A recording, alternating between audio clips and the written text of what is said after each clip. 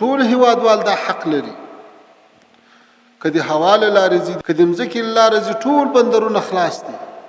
هر څوک کولی شي چې په قانوني لارو باندې ولاړ شي، سفر وکړي، راسي. ولې ځانونه د داسې خطر ته نه اچوي چې خدای مه کړه له داسې پیښو سره مخامخ شي لکه د بلغاریا، لکه د ایټالیا. تاسو ټولو ته واضحه ده، تاسو د دې هیواد سپین ږیري یاست، مشران یاست، د دې هیواد حالات په سترګو وینئ. آیا په دې ټول هیواد کې یو فرد ته هم د حکومت لخوا د سر خطر شته؟ نو چې د سر خطر نشته، بیا د خپل حکومت، د خپل نظام، د خپل ولس بدنامي نه کوي. په دې نامه د کیسونه نه اچوي چې ماته په خپل وطن کې خطر ده. الحمدلله افغانستان د ټولو افغانانو کور ده.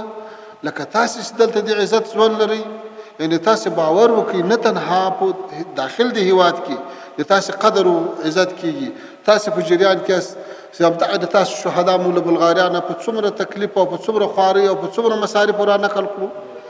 آیا په سودان کې چې امنیت خراب شو تر ټولو هیوادو مخته موږ خپل هیوادوال کابل ته نه راورسول؟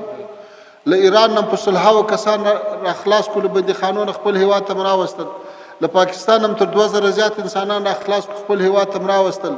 له ترکیې نه له سعودي نه که څوک راړول کېږي او که څوک هلته بندیان دي، هغوی د راوستلو کوشش هم کړی ده، راوستل هم دي، زمینه ورته مساعده کړې ده، او په هیواد کې له هېڅ مشکل سره څوک نه مخامخ شوي.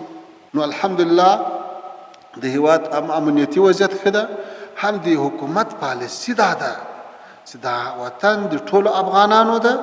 که د چا حکومت خوښي کې نه خوښي، خو په دې وطن کې د ژوند حق لري، د زندګۍ حق لري، د تجارت حق لري، د کاروبار حق لري، تر ټولو د لوړ عزت حق لري. او دا عزت الحمدلله نن هر چا ته رسیږي. دا پیغام باید نړیوال هم واوري چې افغانانو ته د په دې نامه کیسونه نه اچوي چې دلته سر ته خطر ده.